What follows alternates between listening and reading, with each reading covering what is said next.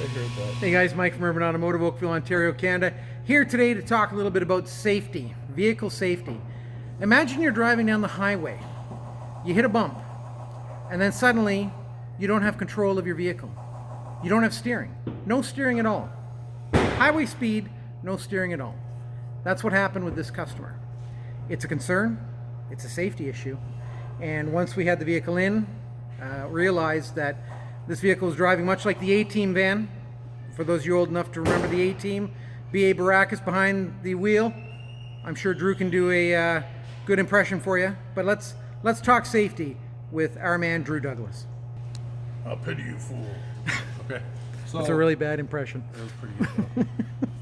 So what we have here is a Jeep, and the way the Jeeps have their front ends, these are like the same old 4x4 vehicles where you got your drag link and your tow bar. Drag link, this one here. Yeah. And your tow bar. And this also has a track bar here. So the tie rod in question that snapped was this one here that attaches to the steering box. Right up here. That's where your steering input goes, and this is what transfers that motion down to your wheels. This is the tie rod that's snapped in there. So doesn't matter how much you're turning your wheels, your front end is going whichever way it wants to go.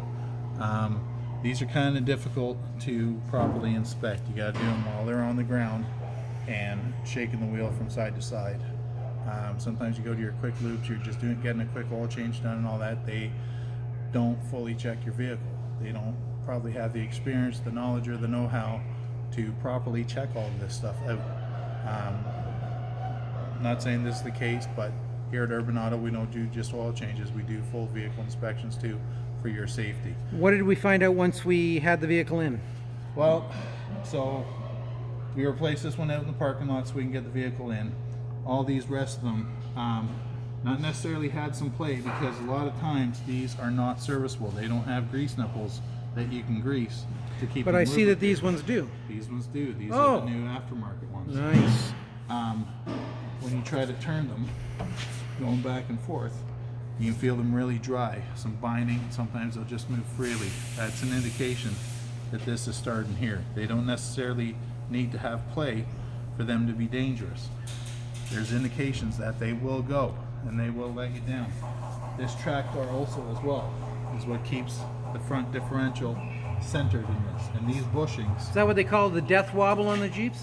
It could be, yeah. I mean, so many things give these Jeeps death wobbles, the dampener. But anyways, these bushings here had excessive play, which would keep this front end from moving back and forth as well. We also found broken coil springs.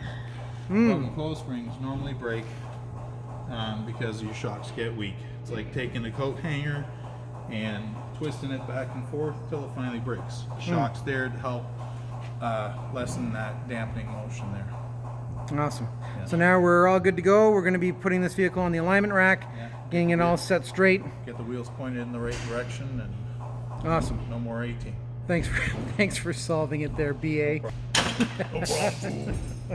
So there you have it, folks. If you or someone you know has a Jeep and only goes to quick lubes and is concerned, perhaps this may happen to you. We don't want it happening to anyone, because losing steering while driving is just a scary, scary thing. So vehicle inspections here, Urban Automotive, safety first. Thanks for watching.